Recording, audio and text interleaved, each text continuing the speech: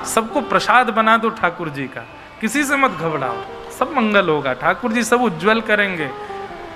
कंस की भांति भयभीत मत होइए।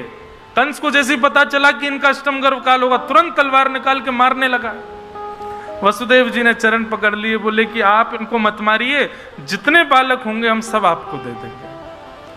कंस ने 6 बालकों का वध कर दिया। 7वें बालक के रूप में श्री बलराम जी पधारे।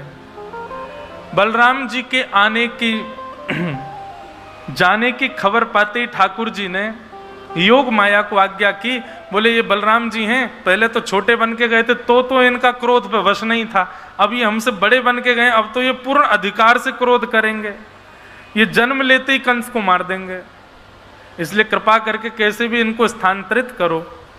और योग माया ने कुछ महीने के बाद ही देवकी मैया के गर्भ से श्री बलराम जी को रोहिणी जी के गर्भ में स्थापित कर दिया। 7वां बालक गर्भ में मर गया, ऐसी खबर कंस को प्राप्त हुई।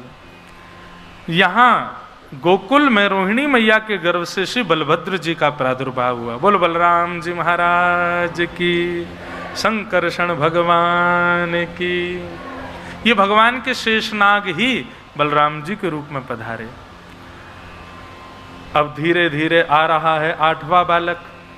कंस ने महाराज पहरेदारी बढ़ा दी, डबल डबल ताले लगवा दिए, पहरेदारों से कह दिया तुमको दुगना दुगना वेतन दूंगा, मेरा काल निकल के भागने ना पाए, ध्यान रखना। देवकी अब सुंदर दिखती हैं, बहुत सुंदर, वैसे ही सुंदर हैं लेकिन अब कुछ ज्यादा सुंदर दिखती हैं। जा दिन ते हरि गर्भ ही आए। गर्भ में जब से ठाकुर जी आए हैं, एक बात कहें बंधुओं, जिनके चित्त में ठाकुर जी आ जाते हैं ना, वो भले ही काले हों, वो भले ही कुरूप हों, भले ही सुंदर ना दिखते हों, पर फिर भी उनकी कांति ना आकर्षक हो जाती है। हमारे वृंदावन के गोवर्धन के संतों को देखो, ये बड़ी बड़ी जटाएं, ये बड़ी बड़ी दाढ़ियां और पूरे मुंह पे चंदन तिलक लगाए घूमे, फिर भी उनके आगे कोई दुनिया को सुंदरतम व्यक्ति भी फीको लगे, इतने सुंदर लगे। तो हमारे मलुकपीठ वाले महाराज जी क्या सुंदर जटा बना करके ऊपर ये उर्धपुंड इतना बड़ा बड़ा तिलक लगा के, कोई वस्त्रों को देखे तो कोई ऐसा नहीं व्यवस्थित वस्त्र हैं, एक ही वस्त्र को घुमा के पहनते हैं, पर देखो उनको देखते हैं तो ऐसा लगता है बस देखते रहें। पंडित श्री गया प्रसाद जी महाराज, हम अपनी पूरी कथा उन्हीं को ही सुनाते हैं। पूज्य श्री पंडित जी महाराज, पूज्य श्री गया प्रसाद जी महाराज, इनके संग ठाकुर जी क्रीड़ा करते थे, खेलते थे। मैं कभी कभी कथा में विचलित हो जाता हूं तो मैं इनको ही देख के सुनाता हूं। इनका दर्शन करो, देखने में ऐसे लगेंगे, आयु तो होगी 70-80 के आसपास की, पर देखने में ऐसे लगते हैं जैसे कोई 2-3 वर्ष का बालक हो, इतनी कोमलता। गोवर्धन में एक महाराज जी है, मैं नाम नहीं बोलूंगा क्योंकि उनको प्रिय नहीं है उनका प्रचार हो, और वो सबसे मिलते भी नहीं, केवल 1 घंटा मिलते हैं दिन में। उनके अंग का आपने अगर स्पर्श कर लिया ना तो ऐसा लगेगा कि मानो रूई को छू रहे हो क्या आप। ये इस बात का प्रतीक है कि व्यक्ति के मुख पर, व्यक्ति के नेत्रों में, व्यक्ति की वाणी में, व्यक्ति के अंग प्रत्यंग स्वभाव में थोड़ी कोमलता आ जाए, वो अनायास ही आकर्षक लगने लग जाए। आकर्षण कामजन्य नहीं होना चाहिए, ये भी बात है। सांसारिक कामजन्य आकर्षण नहीं। आकर्षण मतलब केवल और केवल उनके सामने बैठकर के हम अपने संशयों का समाधान पा रहे हैं, उनको देखकर के केवल लगता है मानो कि साक्षात ठाकुर जी ही मिल गए हों। ऐसे संत वृंद भी जब दिखते हैं तो लगता है कि ये आकर्षक क्यों है, क्योंकि उनके चित्त में ठाकुर जी बैठे हैं। जिसके चित्त में ठाकुर जी आ जाते हैं वो ऐसे ही हो जाते हैं। फिर वो वस्त्र कैसे भी पहने, वो कैसे भी रहे, कितने भी मोटे है जाएं, कितने वो पतले है जाएं, कैसे वो केश है जाएं, वो फिर भी आकर्षक ही होते हैं। देवकी आकर्षक हो गई है। कभी कभी कंस कारागृह में जाता है और देवकी को देखता है तो देखता रह जाता है और मन में विचार करता है पहरेदारों को हटा दूं, ताले तोड़वा दूं, मैंने ऐसी अपनी सुंदर सी इस बहन पर कितना अत्याचार कर रखा है। लेकिन तुरंत अपनी बुद्धि को सुधारता है, अरे तू दयालु क्यों हो रहा है कंस, तू तो राक्षस है। अपने आप दया जन्म ले ले चित्त में, अपने आप दीनता आ जाए चित्त में, जिसको देख करके समझो उसके चित्त में ठाकुर जी बैठे हैं। भादों का महीना, अष्टमी तिथि, मंदम मंदम जलधारा, आकाश से मंदम मंदम जलधारा गिर रही है। पवन मंदिराचल पर्वत पर चंदन की सुगंधियों को खींच करके बह रही है। ऐसी मधुरतम वायु का प्रवाह मथुरा और पूरे ब्रजमंडल में हो रहा है कि सब गहरी निद्रा में सोए हैं। सैनिक सोए हैं, द्वारपाल सोए हैं, कंस सोए हैं, सब ब्रजवासी ब्रजनारी सोए हैं। जैसे ही मध्य रात्रि हुई, ऐसी सुगंधी चंदन की सी पूरे मथुरा में और पूरे ब्रजमंडल में महक उठी। उसी समय कंस के कारागृह में देवकी मैया के गर्भ से एक दिव्य तेज प्रकट हुआ, और दिव्य तेज प्रकट होते ही नन्हे से बाल कृष्ण प्रभु का प्रादुर्भाव हुआ। बोल बाल कृष्ण लाल की, कृष्ण कन्हैया लाल की। हाँ, इतनी धीरे जय बोलो कि कंस उठ नहीं जाए। ऐसे ही जय बोल रहे हो आप लोग तो। बोलो बाल कृष्ण लाल की। हाँ, अब लगी ना कि नंद भवन में हम लोग पहुंच गए, ठाकुर जी का जन्म हुआ। सब लोग नेत्र बंद करो, हाथ जोड़ करके ठाकुर जी की एक मधुर छवि का निर्माण अपने चित्त में करो। ठाकुर जी छोटे से ही हैं, पर छोटे से ठाकुर जी ही कैसे हैं? तमद्भुतम बालकमंबुजक्षणम चतुर्भुजम शंख गदायुधायुधम श्रीवत्सलक्ष्मं गलसौभकौस्तुभम पीतांबरम सांद्रपयोध सौभगम। नन्हे से ठाकुर जी के चतुर्भुज रूप हैं, शंख चक्र गदा पद्म हाथों में धारण किए हैं, पीतांबरी ठाकुर जी ने पहनी हुई है, सांवला सा ठाकुर जी का मुख है, कमल जैसे ठाकुर जी के नेत्र हैं, कमल जैसी मुखाकृति है, कौस्तुभ मणि गले में पहन करके ठाकुर जी पूर्ण श्रृंगार करके देवकी मैया के गर्भ से प्रकट हुए। इसीलिए शुकाचार्य जी कहते हैं अद्भुतम बालकम, बालक है पर अद्भुत है, देख करके आकर्षण हो रहा है। ऐसे नन्हे से बालकृष्ण प्रभु प्रकट भये हैं।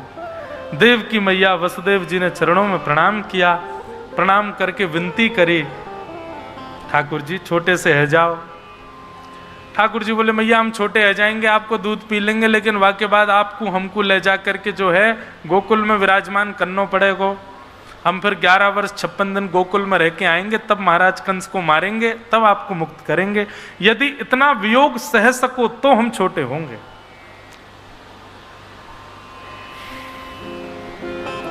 विषय बहुत बड़ा होगा, हम जाएंगे नहीं उसमें। देवकी मैया ने ठाकुर जी से जो बाल रूप में आने के आग्रह किया है, ठाकुर जी बालक बन गए। देवकी मैया के गर्भ सुंदर पयोधर का पान किया, और पान करके ठाकुर जी ने वसुदेव जी को आज्ञा की आप हमको ले जा करके अब गोकुल में विराजमान कर दो। वसुदेव जी कहने लगे इतने बंधन हैं, इतने सैनिक हैं। ठाकुर जी बोले व्यक्ति यही गलती करता है, मेरी भक्ति के प्रस्ताव आने पर पहले बंधनों को गिनता है कि मुझ पर ये बंधन है, मैं कैसे आपकी शरण में आऊं। ठाकुर जी कहते हैं बंधन गिन करके मेरी शरण में ना आना ये अपराध है, तो क्या करें? बोले बंधनों को रहने दो, बंधनों को होने दो, आप मेरे शरण ग्रहण कर लो, इतना विश्वास मुझ पर करो, बंधन खोलने की जिम्मेवारी मेरी है, बंधन मैं खोलूंगा। अब सब काम तुम खुद ही कर लो, बंधन भी खुद ही खोल लो, बंधनों से मुक्त भी खुद ही हो लो, इसी में ही पूरा समय निकल जाएगा। अरे बंधनों को होने दो, आइए आप ठाकुर जी की शरण में। सर्वधर्मान परित्यज्य माम एकम शरणम ब्रज, आप जाइए केवल ठाकुर जी की शरण में, बंधन खोलने की जिम्मेवारी ठाकुर जी की है।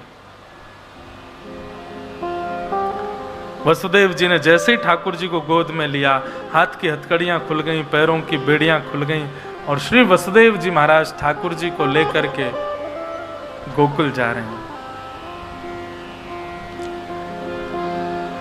मंदम मंदम जलधारा गिर रही थी। जैसे ही कारागृह से बाहर आए तो शेषनाग ने आकर के ऊपर से ठाकुर जी को छत्र प्रदान कर दिया। भागवत में वर्णन आता है, हिंसक जीव और हिंसक जीव जिन पशुओं का शिकार करते हैं वे दोनों संग खड़े होकर के ठाकुर जी का दर्शन कर रहे हैं। मतलब शेर और हिरण दोनों अगल बगल में खड़े हैं, ठाकुर जी का दर्शन कर रहे हैं। चूहा और सर्प दोनों अगल बगल में खड़े होकर के ठाकुर जी का दर्शन कर रहे हैं। नेवला और सर्प मतलब ठाकुर जी के प्रकट होते ही सबके हृदय का बैर भाव अपने आप नष्ट हो गया।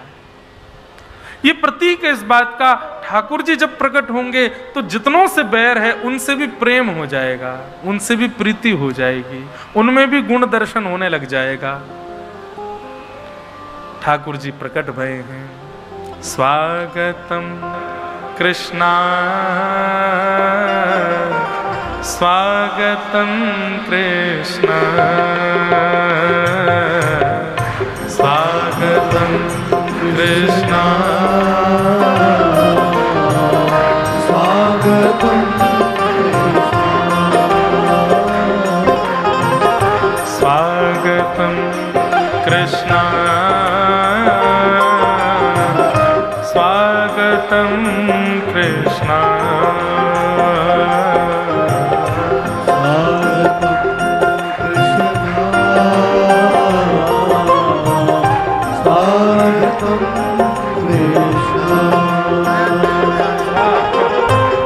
बड़े ठाकुर जी, लाओ भैया आ जाओ।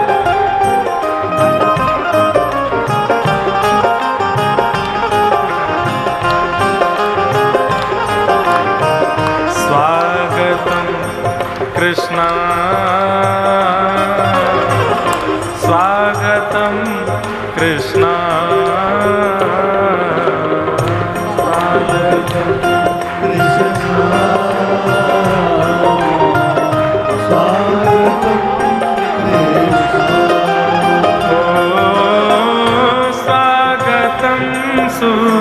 सुस्वागतम शरणागतम कृष्णा स्वागतम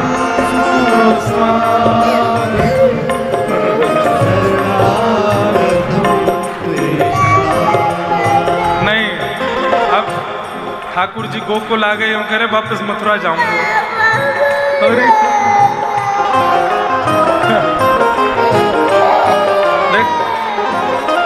कंस मामा आ गए, जाओ।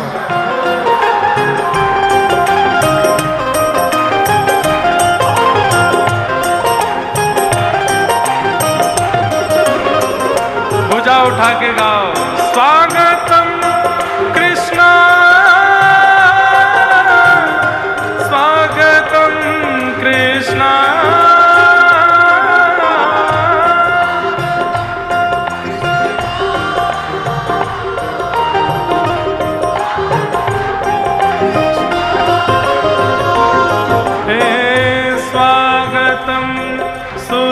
स्वागतम शरणागतम कृष्णा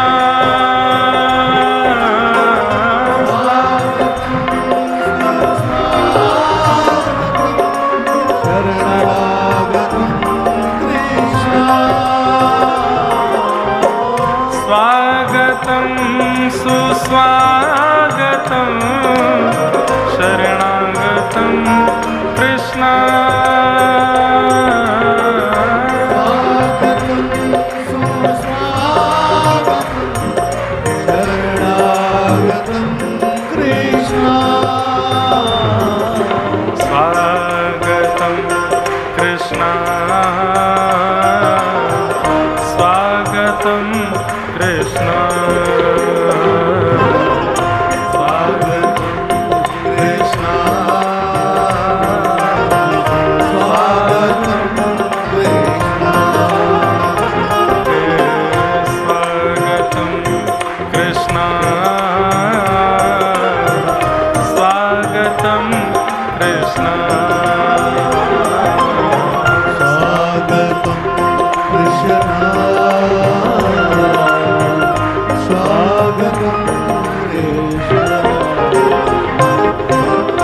बाल कृष्ण लाल की। वसुदेव जी ठाकुर जी को लेकर के नंद भवन पहुंचे और भैया कब कब में वसुदेव जी अदला बदली कर गए, को पतो नहीं चली। नंद रानी यशोदा गहरी नींद में सोई, लाला को बगर में सुवाए करके और लाली को लेकर के वसुदेव जी वापस मथुरा चले गए। मथुरा आते ही कंस की नींद खुल गई। कंस ने आते ही बालिका को गोद में लेकर के जमीन में पटक दिया। अष्टभुजी देवी भद्रकाली के रूप में प्रकट हो गई और बता दिया, बोले अरे दुष्ट कंस, तुम्हारे शत्रु कृष्ण ने तो जन्म ले लिया ब्रजमंडल में। अब यहां कंस राक्षसों के संग मंत्रणा कर रहा है, हम लोग गोकुल चलें। 80 साल के है गए नंद बाबा, 80 वर्ष के है गए, लेकिन अभी तक लाला नाय भयो। पर सबन को अब आभास है लगो कि भैया अब के तो नंद बाबा के लाला है जाएगो। और सब ब्रजवासी पहले तो ही बधाई देने लगे नंद बाबा को। लेकिन आज नंद रानी यशोदा गहरी नींद में सोई है, सुबह सूर्य उदय है गयो, अभी तक उठे ही ना है। इतने में ही नंदा सुनंदा ये दोनों बहन नंद बाबा की पहुंच गई यशोदा जी के गृह में। सब लोग शांति से विराज जाओ। जैसे ही नंदा सुनंदा पहुंची, देखी कि महाराज गहरी निद्रा में सोई है यशोदा मैया। बगल में नेक सो लाला सोयो है। अब लालाए की लाली जे ना पतो क्यों चदरिया ओढ़ के सोयो है, भीतर भीतर कुल बुलाए रहो है। नंदा और सुनंदा, कहां सुनंदा आओ। नंदा सुनंदा दो यही इन्हीं का ही काम है पर्दा उठाने का। अभी रुक जा, हरिशरण को 21 बार जाप कर। नंदा सुनंदा बोली, अरे बहन, हमारे बाबा के एक, देखो चर्चा कर रही हैं दोनों। हमारे भैया के एक लाला है जाए, फिर भले ही 6 लाली है जाए, एक लाला है जाए। सुनंदा बोली, अरे लाली है वे तो कहाँ दिक्कत है। बोले दिक्कत तो कछु ना है, पर लाली गैयान की सेवा करेगी। लाली आवेगी तो राज करेगी, लाला आवेगा तो हमारी सेवा करेगा, या हमारे लाला चाहिए। लाली आवेगी तो वो तो भैया पलकन पे बैठेगी, लेकिन एक बालक तो ऐसा चाहिए जहां पे हम अपना अधिकार जमा सकें। ए चल हमारे पाम छू, हमारी सेवा करेगो, ऐसा एक लाला तो चाहिए। नंदा सुनंदा बोली, ठीक है बहन, कहा करें। बोले 21 बार हरिशरण को जाप करें या चदरिया के भीतर लाला की लाली, हे विधाता एक लाला है जाए बस, हरिशरणम हरिशरणम हरिशरणम। और जैसे 21 बार जाप करके महाराज चदरिया हटाइए, है गया है गया है गया है गया है गया है गया है गया है गया है गया है गया। एक दूसरे को मुख बंद कर दियो। बोले अरे अभी हल्ला मत करे, सबसे पहले ये खबर जाए करके हम नंद बाबा को सुनाएंगे। नंदा सुनंदा दोनों गौशाला पहुंच गए। नंद बाबा को घेर करके बोली, है गया है गया है गया है गया। नंद बाबा बोले, कहाँ भयो। बोले है गया है गया है गया है गया। बोले बोल तो सही, कहाँ भयो। बोले पहले जे बताओ हमको कहाँ मिलेगा। बोले गले वाली मेवा मिलेगी, नवलखा को हार मिलेगा, जल्दी बता कहाँ भयो। नंदा सुनंदा बोली, बाबा आपने इतनी ब्रजवासीन की सेवा करी, इतनी गैयान की सेवा करी, यमुना जी की प्रार्थना करी, सब ब्रजवासी संत वैष्णवन की आशीर्वाद सो आपके घर नीलमणि जैसो लाला भयो है, बधाई हो। आज एकादशी है, नेक और जोड़ते बधाई बोलो, वृंदावन में बैठे हो, बधाई हो बधाई हो बधाई हो। अब तो महाराज बधाई की आवाज जैसे ही ब्रजवासी ने सुनी, सब दौड़े दौड़े हमें। बोले कहाँ भयो कहाँ भयो। ग्वाल बालन को पतो चली, महाराज माखन मिश्री ले ले करके सबन ने गोला बनाए बनाए करके एक दूसरे पे मारना शुरू कियो। कोई भी पूछे कहाँ भयो, तो जैसे ही बोले कहाँ भयो, तो कहाँ बोलवे में ऐसा माखन को गोला बना के फेंकते, सीधे वाके मुंह में है कि गपाकते भीतर चलो जाते। वो बोलता, अरे बताओ तो सही कहाँ भयो। बोले तेरा मुंह चीकने होगा, वो ना पता चली कहाँ भयो। अरे भैया नंद जी के लाला भयो है। सब ब्रजवासी आनंद करने लगे, नाचन लगे। नंद बाबा ने महाराज मूछन में इत्र लगायो, आंखन में काजल लगायो, पीरो चंदन लगायो।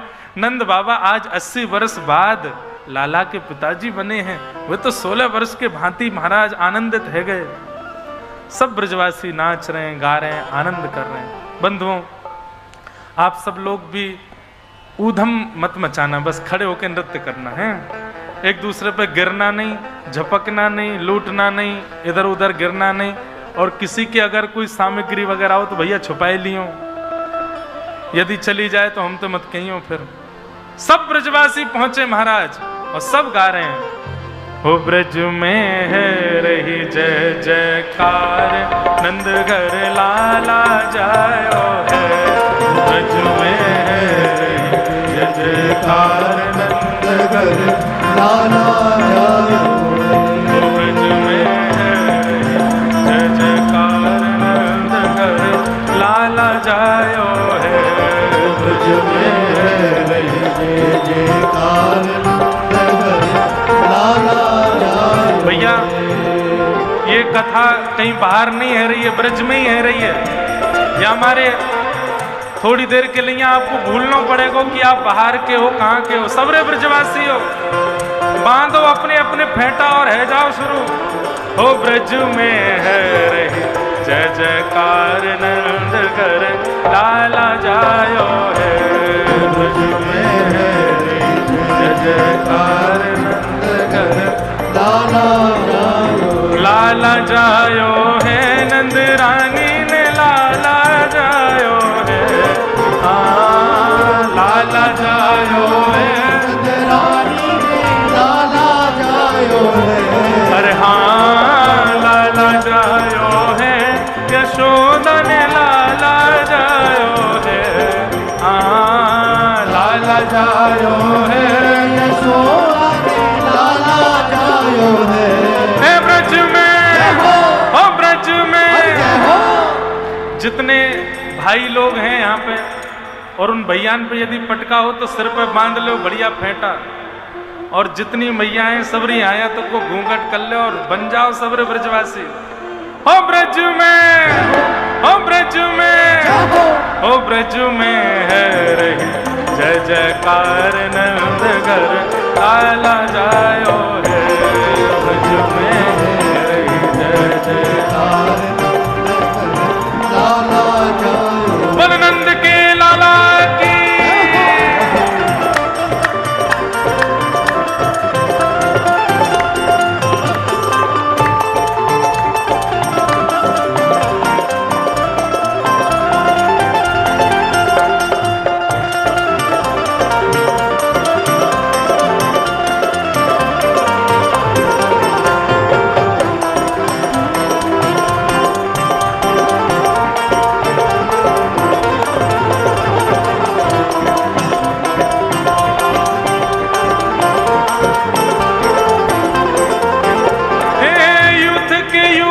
नंद घर आवे, यूथ के यूथ नंद घर आए। यूथ के यूथ नंद घर आवे, यूथ के यूथ नंद घर आवे। बाल बाल सब हिल मिल गावे, बाल बाल सब हिल मिल गावे। ग्वाल बाल सब हिल मिल गावे, ग्वाल बाल सब हिल मिल गावे। ब्रह्मानंद समान आज सुख सबने पायो है, ब्रह्मानंद समान आज सुख सबने पायो है। अरे हाँ ब्रह्मानंद समान आज सुख सबने पायो है, ब्रह्मानंद समान आज सुख सबने पायो है। जय हो ऐसी होनी चाहिए कि पूरा वृंदावन तक आवाज जाए। हो ब्रज में, हो ब्रज में, हो ब्रज में है जय जयकार, नंद घर लाला जायो है।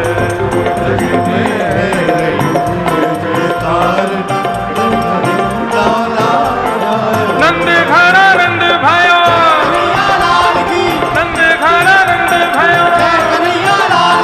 हाथी दीने घोड़ा दीने, हाथी दीने घोड़ा दीने। हे नंद घर आनंद भयो, आनंद घर आनंद भयो। ब्रज में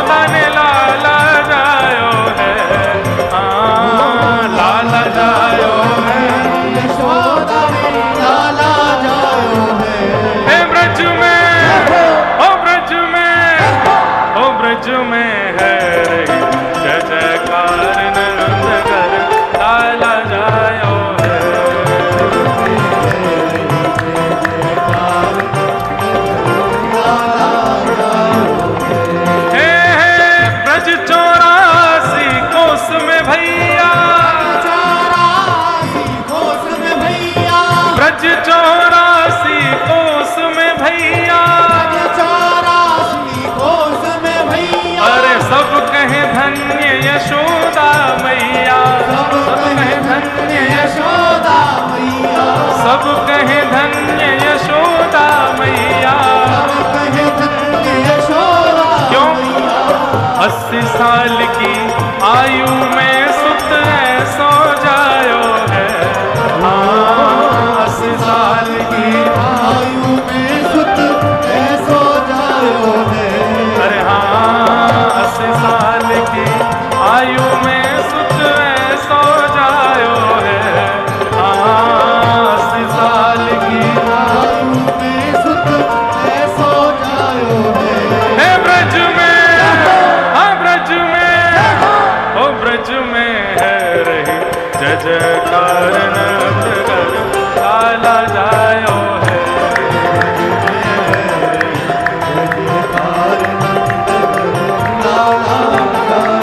हाँ ब्रज में है रही जय जयकार नगर लाला जायो है।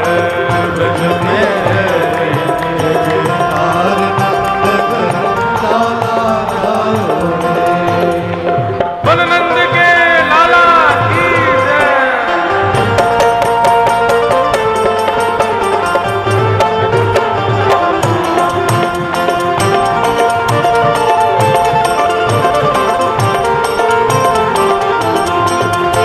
श्री राधा रमण लाल की।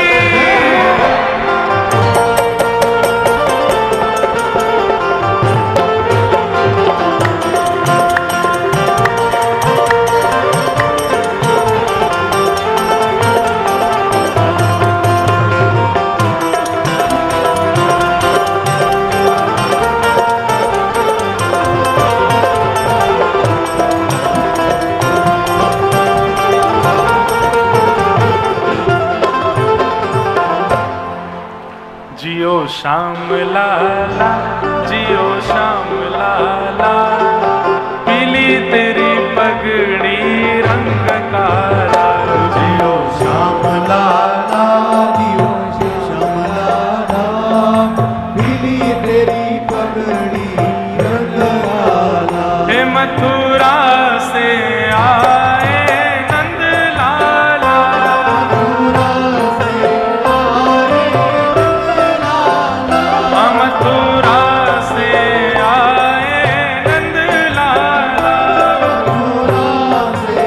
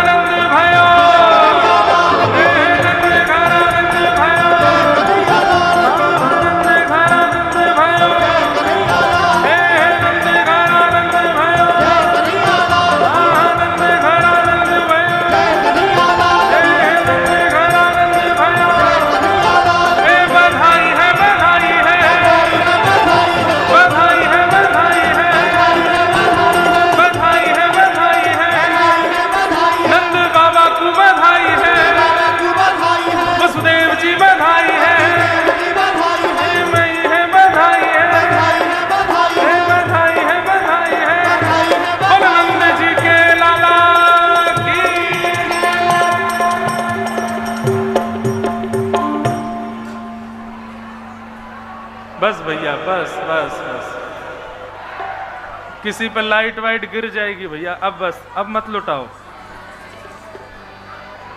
ओ नंदा सुनंदा भुआरों को,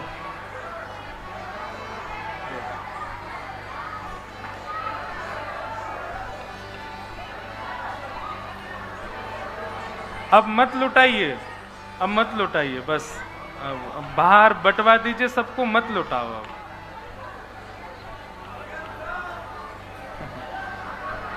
बोलो नंद के लाला की। आप सब लोगन को लाल जी के मंगल जन्मोत्सव की बधाई हो, बधाई हो, बधाई हो।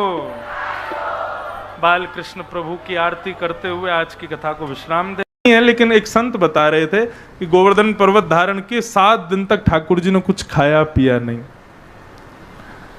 इसी कारण मैया ने 56 भोग लगाए। 7 दिना में, एक दिन में 8 बार भोजन करते हैं ठाकुर जी। 7 दिन से लाला ने कछु ना खायो, तो मैया ने एक संग 7 दिन को भोजन बना दियो। 56 भोग लगाए ठाकुर जी को।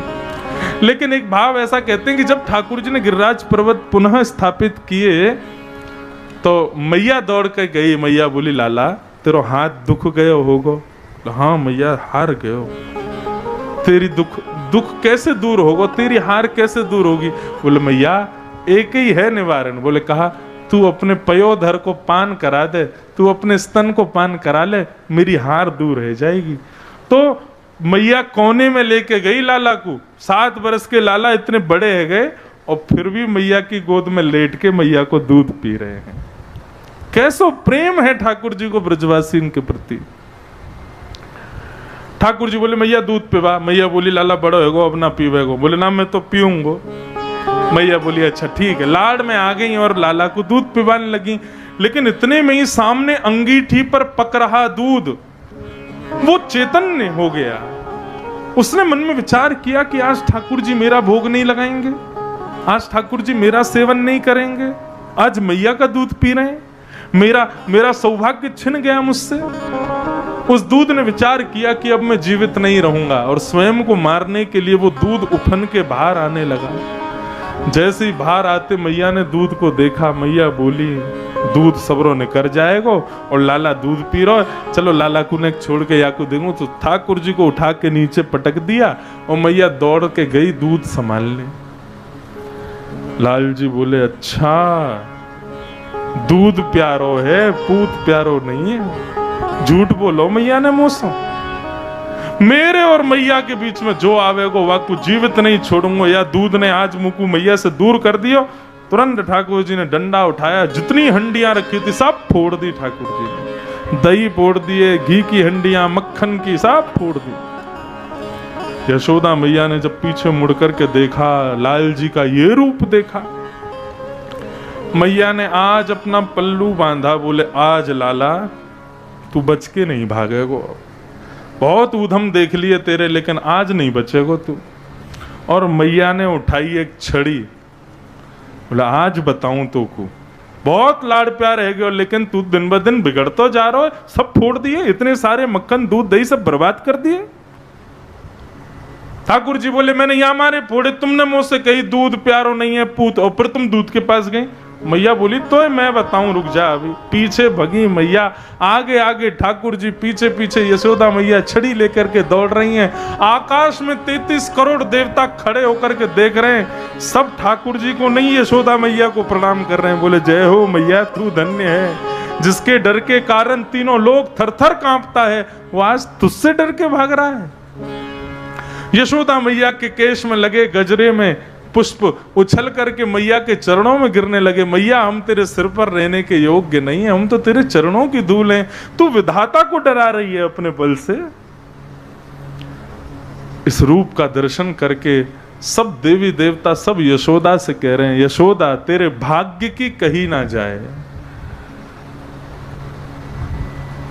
जो सुख परो शीर सागर में, सोते ने गोद खिलायो। यह धन धर्म हीते पायो। ए यशोदा मैया, यह धन तेने बहुत धर्म किए तब तो को मिलो है। नीके राख यशोदा मैया। अरे यशोदा मैया या कुछ संभाल के रख। क्यों? बोले नारायण घर आयो। साक्षात नारायण आए तेरे यहां पे, तू छड़ी लेके भाग रही है। पीछे पीछे यशोदा मैया, आगे चौकड़ी मार करके ठाकुर जी भाग रहे हैं। अब यशोदा मैया बेचारी बूढ़ी बड़ी, थोड़ी दूर जाके हार गई। ठाकुर जी ने एक वृक्ष के पीछे से मैया को निहारा। मैया तू हार गई? हाँ लाला मैं हार गई। कैसे ठीक होगी? बोले मेरो लाला आके मेरे गले लग जाएगा, सोई मैं ठीक है जाऊंगी। ठाकुर जी बोले मैं ना आऊंगा तेरे पास। क्यों ना आवेगो? बोले मैया तेरे हाथ में जो छड़ी लग रही है, या से मुंह को डर लगे, पहले या को दूर फेंक तब आऊंगा। मैया बोली छड़ी फेंक दूंगा आ जाएगा? बोले बिल्कुल आ जाऊंगा। मैया ने जैसे ही छड़ी फेंकी, भोले भाले नन्न गोपाल दौड़ करके गए और जाकर के यशोदा मैया के गले लग गए। यशोदा मैया थोड़ी देर तो आनंद करती रही, लेकिन तभी मैया को याद आई। बोले आज लाड़ नहीं करना है, आज तो लाला को दंड देना है। रंग बदला, चेहरे का ढंग बदला। तुरंत मैया ने हाथ पकड़ो। बोले आ गया पकड़ में, अब चल। बंधुओं इस लीला का वर्णन टीकाकार करते हैं कि यशोदा है जीवात्मा और कृष्ण परमात्मा। जीवात्मा जब परमात्मा के सन्मुख जाता है और हाथ में अहंकार रूपी छड़ी लेकर के जाता है कि मैं ये हूं, मैं वो हूं, मैंने ये किया, मैंने वो किया, आदि आदि अहम की छड़ी लेके जाता है, तो ठाकुर जी दूर ही दूर भागते हैं। ठाकुर जी हाथ नहीं आते। लेकिन जैसे ही जीवात्मा कहता है कि ठाकुर जी आप पास क्यों नहीं आ रहे, तब भगवान कहते हैं ये छड़ी छोड़, तू छड़ी छोड़ दे, फिर तुझे नहीं आना, मैं तेरे पास आ जाऊंगा। जैसे ही यशोदा मैया ने छड़ी छोड़ी है, तो फिर यशोदा को नहीं जाना पड़ा, ठाकुर जी दौड़ करके यशोदा मैया के पास आ गए। इसलिए बंधुओं ये जितनी भी अहंकार रूपी छड़ी, काम क्रोध लोभ मोह ईर्ष्या द्वेष रूपी छड़ियां जो हम अपने हाथ में लेकर के खड़े हैं, ठाकुर जी कहते हैं मुझे इससे डर लगता है, पहले इस छड़ी का त्याग करो तब मैं तुम्हारे पास आऊंगा। यशोदा मैया ने उसका त्याग कर दिया। और इतना ही नहीं, तुम छड़ी का त्याग कर दो, फिर तुम जैसे रखोगे, जहां ले जाओगे, जो करोगे, मुझे सब स्वीकार। यशोदा मैया ने ले जा करके उखल से बांध दिया ठाकुर जी को। ठाकुर जी बंध गए। क्यों? मां ने छड़ी का त्याग किया। मतलब भक्त ठाकुर जी को जहां ले जाए, जैसे रखे, जो करे, ठाकुर जी उसमें प्रसन्न है। एक जगन्नाथपुरी के पास में एक ठाकुर जी का दिव्य मंदिर है, उनका नाम है टोटा गोपीनाथ। उनका भाव यह है कि श्री चैतन्य महाप्रभु के एक भक्त थे अनन्य। बहुत सुंदर कथा है, ध्यान से सुनना। वो नित्य जगन्नाथपुरी जाकर के श्री चैतन्य महाप्रभु का दर्शन करते थे। चैतन्य महाप्रभु बोले तुम इतनी दूर से चल करके आते हो दर्शन करने के लिए, ये मत किया करो। आप जहां रहते हो वहीं रह करके ठाकुर जी की कथा का गुणगान गाया करो, कभी कभी समय रहा करेगा तो मैं आ जाया करूंगा। भक्त ने कहा आप पधारेंगे तो फिर मुझे स्वीकार है। तो वो अपने जहां रहते थे, जो स्थान में भी आज तक गया नहीं हूं, मैंने केवल कथा पढ़ी सुनी और कही है, अभी समय मिलेगा तो जाऊंगा। तो जहां वो रहते थे वहीं पर ठाकुर जी की कथा सुनाते थे। तो एक दिन चैतन्य महाप्रभु पधारे। चैतन्य महाप्रभु बैठ करके कथा सुन रहे थे और वो सेवक ध्रुव चरित्र सुना रहा था। ध्रुव चरित्र में कल जब हम लोगों ने सुना कि ध्रुव जी के चित्त से ठाकुर जी की छवि अंतर ध्यान हुई, ये भाव जब उन्होंने कहा और कहा कि ध्रुव जी व्याकुल होकर के ठाकुर जी को खोजने लगे, तो चैतन्य महाप्रभु कथा सुनते सुनते इतने भाव विभोर हो गए कि वे आसपास जो मिट्टी थी उसी को खोदने लगे। हे नाथ कहां हो, हे जगन्नाथ कहां हो, इतने भावावेश में चले गए। उनको लगा मैं ही ध्रुव हूं। और आसपास खोदते खोदते क्या हुआ कि जमीन के भीतर ठाकुर जी की एक दिव्य प्रतिमा उनके हाथ लगी। जब नेत्र खोल करके देखा तो ठाकुर जी का त्रिभंग ललित स्वरूप भीतर पृथ्वी से श्री चैतन्य महाप्रभु को प्राप्त हुआ। चैतन्य महाप्रभु ने उसका अभिषेक आदि किया और अपने उस शिष्य से कहा तुमने कथा सुनाई, उसकी दक्षिणा हम तुमको देते हैं, लो इनकी सेवा करना, इनकी नित्य सेवा करो। ये तुम्हारी कथा सुनकर के प्रकट हुए ठाकुर जी। वो नित्य उनकी सेवा करते थे। सेवा करते, श्रृंगार करते, सब करते, लेकिन एक दिन उनको एक शोक संदेश प्राप्त हुआ कि श्री दिन रात केवल अपने गुरु का स्मरण करते हैं, मेरे गुरुदेव कहाँ हैं, मेरे प्रभु कहाँ हैं, मेरे नाथ कहाँ हैं। स्थिति ये हो गई कि इतना विरह हुआ, इतना विरह हुआ, इतना विरह हुआ कि उनके शिष्य की कमर झुक गई विरह के कारण। और अब जो वो गोपीनाथ जी की सेवा करने जाते तो कमर झुकने के कारण उनका श्रृंगार नहीं कर पाते, उनको मुकुट नहीं पहना पाते, उनको तिलक नहीं लगा पाते। इस बात को जान के उन्होंने मन में विचार किया कि अब मुझसे सेवा होती नहीं, मुझे गुरुदेव का विरह नित्य प्रति नित्य और झुका देता है, ठाकुर जी की सेवा में विघ्न होता है। तो उन्होंने तनख्वाह पर एक पुजारी रख लिया। बोले तुम सेवा किया करो ठाकुर जी की, मैं केवल दर्शन करूंगा। रात्रि में ठाकुर जी स्वप्न में आ गए। बोले कि तुमने किसी और को सेवा क्यों दे दी हमारी? हम तुम्हारे लिए आए थे ना, हम तुमसे सेवा लेने आए थे ना, फिर किसी और को तुमने सेवा में क्यों बुलाया? बोले ठाकुर जी मेरी कमर झुक गई है, मुझसे श्रृंगार होता नहीं, मुझसे सेवा होती नहीं आपकी, इसलिए मैं एक सेवक रखा है, अर्चक रखा है।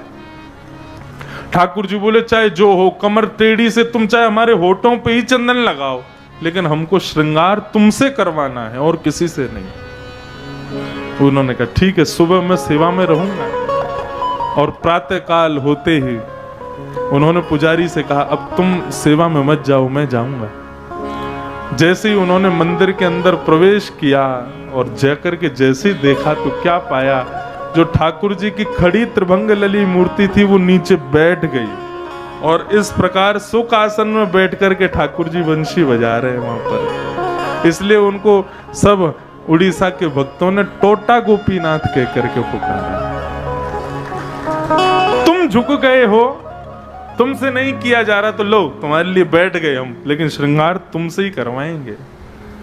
कहने का अभिप्राय, ठाकुर जी जब किसी से रीझ जाते हैं, कोई अपने अभिमान रूपी छड़ी का त्याग करके यशोदा रूप धारण कर ले, तो ठाकुर जी कहते हैं वो जैसे चाहे मुझे रख सकता है। मैया ने जाकर के लाला को उखल से बांध दिया। बोले आज ना तो रोटी मिलेगी ना माखन मिश्री मिलेगी, कछु धूप में खड़ो रहे, बहुत उधम मचान लगो। ठाकुर जी चुपचाप बंध गए उखल से, रोने लगे नन्हे से गोपाल। बोले मैया अब नाए करूंगा। बोले ना आज नहीं मानूंगी मैं, तू खड़ो रहे वहीं पे। यशोदा मैया तो दूर चली गई। वहीं नलकुवर मणिग्रीव दो वृक्ष खड़े थे यमलार्जुन के। कुबेर के दोनों पुत्रों ने अपराध किया था नारद जी का, इसलिए उनको वृक्ष बना दिया था। वो दोनों वृक्ष खड़े थे। ठाकुर जी खिसक खिसक करके गए और उन वृक्षों के बीच में जाकर के जैसे ही उनके बीच से निकलने लगे, दोनों वृक्ष टूट के गिर गए और उनमें से कुबेर के दोनों पुत्र प्रकट हो गए। प्रकट होकर के ठाकुर जी को धन्यवाद कहने लगे, भगवान बड़ी कृपा, आपने हमको मुक्त कर दिया। भगवान बोले आज के बाद कभी संतों का अपमान मत करना, ब्राह्मणों का तिरस्कार मत करना। बोले नहीं करेंगे भगवान, लेकिन हमको कुछ दे दीजिए। भगवान बोले क्या चाहिए? कि वाणी गुणानुकथने श्रवणु कथाया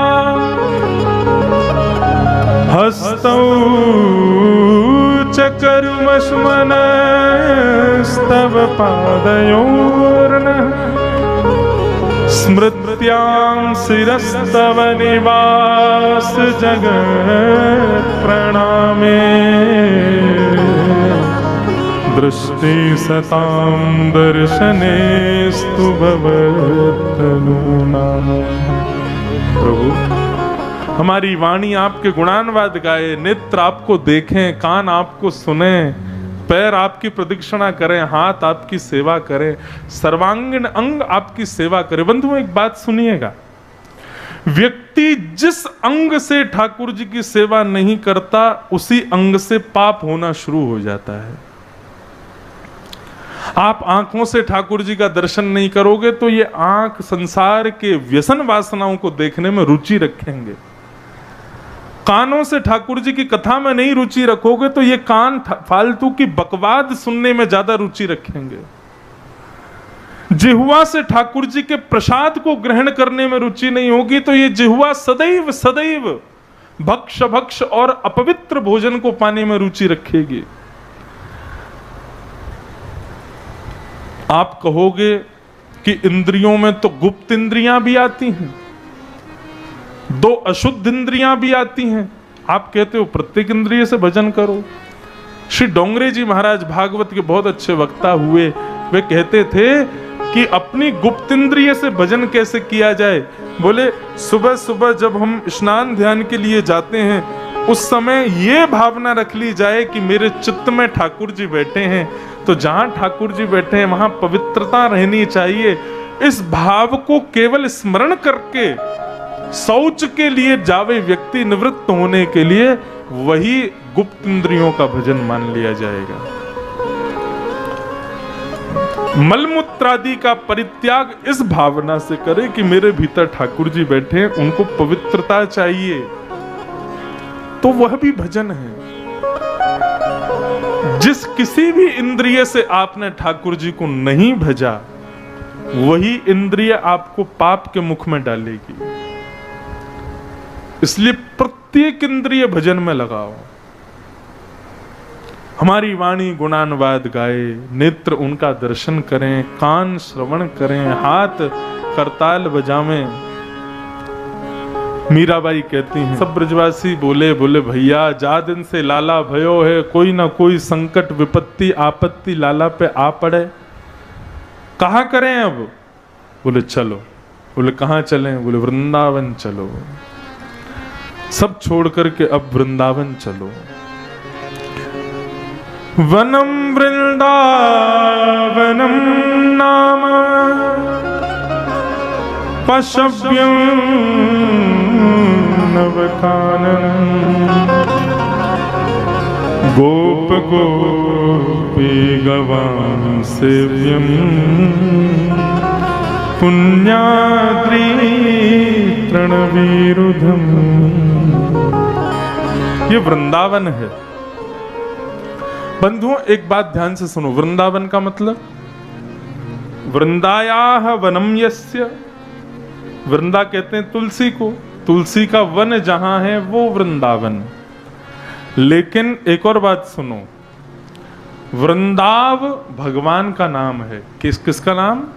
ठाकुर जी का, जगन्नाथ जी का एक नाम है वृंदाव। और ये वृंदाव श्री कृष्ण जहां पर विचरण करते हैं उसका नाम है वृंदावन।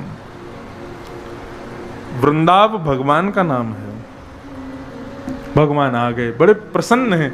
वृंदावन आके ठाकुर जी को बहुत सुख मिला। ठाकुर जी को अत्यंत प्रिय है वृंदावन। आज भी ठाकुर जी विराजते हैं वृंदावन में। वृंदावन आकर के ठाकुर जी ने लीला प्रारंभ की, अघासुर का वध किया, ब्रह्मा का मोह दूर किया, कालिया नाग का ठाकुर जी ने जमुना में प्रवेश करके वध किया, धेनुकासुर का बलराम जी से वध करवाया। और एक दिन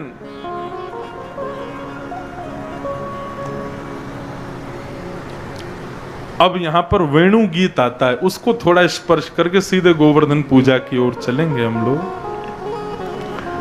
बंधुओं, अब कथा फिर से रुख बदलेगी, अब से लेकर के कल तक, क्योंकि अब अभी तक बाल लीला ठाकुर जी की चल रही थी, अब ठाकुर जी की प्रेम लीलाओं का वर्णन होगा। और इस प्रेम पथ पर प्रेमी ही चल पाएंगे, सबको प्रवेश इसमें नहीं मिलेगा। ठाकुर जी गौचारण करने के लिए वन में जाते हैं, और जब गोपियों के भवन के बाहर से गौचारण करने के लिए वन की ओर प्रस्थान करते हैं, तो गोपियां ठाकुर जी का दर्शन तो कर लेती हैं, लेकिन एक क्षण के दर्शन में किसको संतोष मिलता है? वो सब गोपियों की इच्छा होती है हम और देखें, और दर्शन करें, और लाल जी हमारे सामने रहें। ऐसे ही देखत रहूं तो मैं जन्म सफल कर मानूं। लेकिन लाल जी तो चले गए। तो गोपियों के भीतर ऐसा प्रेम प्रकट होता है कि वन में वंशी बजा रहे ठाकुर जी की वेणु ध्वनि जब गोपियों के कर्ण रंध्र में प्रवेश करती है, गोपियों के नेत्र बंद हो जाते हैं और वहां ठाकुर जी क्या लीला कर रहे हैं, किस तरह की लीला कर रहे हैं, वो सबका दर्शन गोपियों को घर बैठे बैठे होने लगता है। उसी का वर्णन यहां शुकाचार्य जी कर रहे हैं और इस गीत का नाम है वेणु गीत। अद्भुत गीत है। ठाकुर जी के रूप का वर्णन कर रहे हैं, बहुत ध्यान से सुनना। कैसा रूप है? बरहा पीड़म नटवर वपु कर्णयो कर्णकारं विभ्रदवासः कनक कपिसं वैजयन्तीं च माला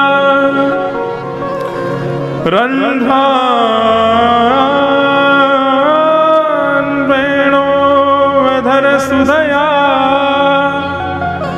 पूरयन् गोपवृन्दैः वृन्दारण्यं स्वपदरमणं प्राविशद् गीतकीर्तिः।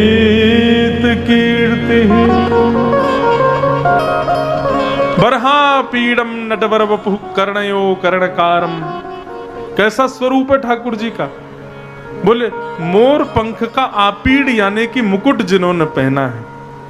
और बरहा पीड़म नटवर वपु, ठाकुर जी का अंग कैसा है? नट किसे कहते हैं? नट कहते हैं आकर्षण करने वाले को। जैसे एक प्रकार से कह लो एक्टर एक्ट्रेसेस जो होते हैं ये नट कहलाते हैं, या स्टेज परफॉर्मेंस करने वाले जो भी होते हैं, प्रोफेशनल लोग, थोड़े स्टार लोग होते हैं, इनको नट कहते हैं। और ठाकुर जी कौन है? बोले नटवर, आकर्षण करने वालों। किसी के आंख आकर्षित करती हैं, किसी के चाल आकर्षित करती, किसी की बोली आकर्षित करती, लेकिन ठाकुर जी का केवल सर्वांगीण अंग आकर्षित करता है। आप विश्वास नहीं मानेंगे, वृंदावन के विद्वानों ने ठाकुर जी को गैया चराते समय आ रहे पसीने के बिंदु के ऊपर भी ग्रंथ लिखा है। ठाकुर जी का पसीना कैसा, ठाकुर जी की एक एक लटकन कैसी, ठाकुर जी के घुंघराले केश कैसे, सोचो विचार करो। इन सब पे भी वर्णन करते हैं विद्वान जन। नटवर वपु और कर्णयो कर्णकारम, ठाकुर जी के कान दो हैं लेकिन कुंडल एक ही पहनते हैं। कुंडल भी काहे का? फूलों का कुंडल। एक कुंडल यहाँ पहन लेते हैं, फिर थोड़ी दूर चल के फिर उस कुंडल को उछालते हैं और फिर यहाँ पहन लेते हैं, फिर उसको उछालते हैं, फिर यहाँ पहन लेते हैं। कर्णयो कर्णकारम, ऐसे लीला करते हुए चलते हैं। विभ्रदवासः कनक कपिसं, ये जो हमने पहनी हुई है इसको कहते हैं बगलबंदी, और इसको एक प्रकार से कह सकते हो आप श्वेतांबर। लेकिन ठाकुर जी क्या पहनते हैं? पीतांबर, पीली पीली बगलबंदी पहनते हैं। जब नंद भवन से पीली बगलबंदी पहन करके, पीतांबरी पहन करके नंद नंदन निकलते हैं तो सूर्य भी अपने आप को बादलों में ढक लेता है। बोले क्यों? बोले जब एक सूर्य घूम रहा है तो मेरी क्या आवश्यकता है। इतनी सुंदर। कनक कपिसं वैजयन्तीं च मालाम, ठाकुर जी माला कैसी पहनते हैं? बोले सर्वांगीण अंग के ऊपर माला आती है। हमारी मालाएं देखो छोटी छोटी माला, लेकिन ठाकुर जी की माला कैसी होगी? गले से लेके चरणों तक पूरे अंग पे माला पहनते हैं। क्यों? बोले ठाकुर जी के चरण इतने कोमल हैं, इतने कोमल हैं, और ठाकुर जी बिना पादुका के रहते हैं। मैया ने जब लाला पहली बार गैया चराने जा रहे तो मैया ने पादुका पहनाई, लाला ले पादुका पहन ले। ठाकुर जी बोले हाँ मैया पहना दो, और सुनो मेरे सब बछड़ा बछिया गैयान को भी पहनाओ। मैया बोली लाला गछड़ा ये बछड़ा गैया और ये सब तो पादुका ना पहने। ठाकुर जी बोले गैया पादुका नहीं पहनेगी, बछड़ा बछिया पादुका नहीं पहनेंगे, तो फिर मैं क्यों पहनूं? मैं भी नहीं पहनूंगा। जब तक गौ उच्चारण करूंगा तब तक मैं पादुका नहीं पहनूंगा। ठाकुर जी ने वृंदावन विशेष क्यों है?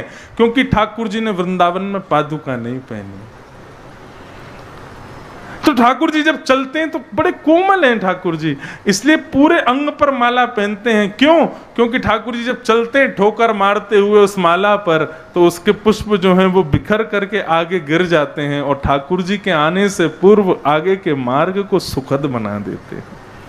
वही जयंतीम चमाला रंध्रान